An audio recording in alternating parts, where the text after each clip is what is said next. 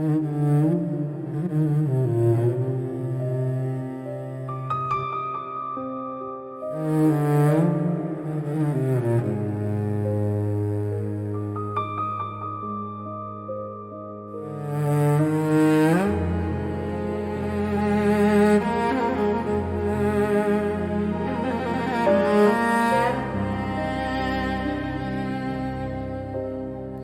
لاله آزادم، خود رویم و خود بویم. در دشت مکان دارم، هم فتره تا هویم. آبم نم باران است، فارغ ز لب جویم. تنگ است محیط آنجا، در باغ نمی رویم.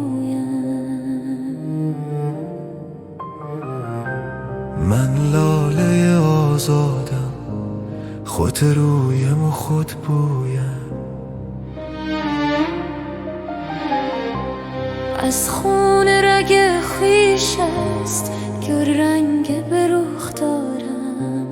مشاط نمیخواهد زیبایی رخسارم. بر ساقه خود ثابت فارغ ز مدد کارم.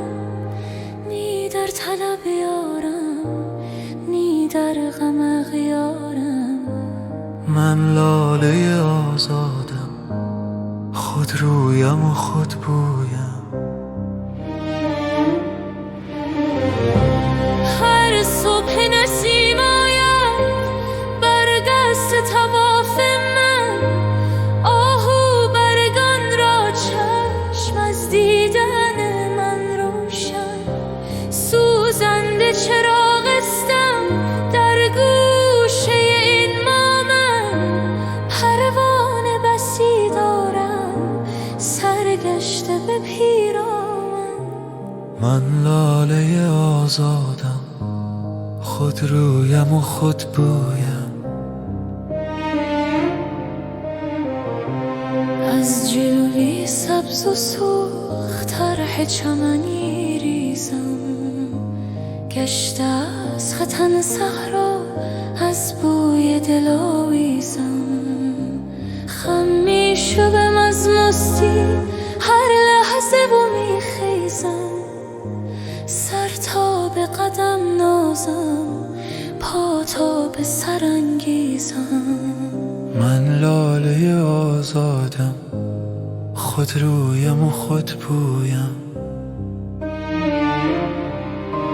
جوش می و مستی بینم در چهره گلگونم. داغ از نشان عشق در سینه پرخونم. آزاده و سرمستم، خو کرده به هامونم. رانده است جنون عشق از شهب افسونم. من لاله آزادم، خود رویم و خود بویم. از سعی کسی منت بر خود نپذیرم من. قید چمن و گلشن بر خویش نگیرم من.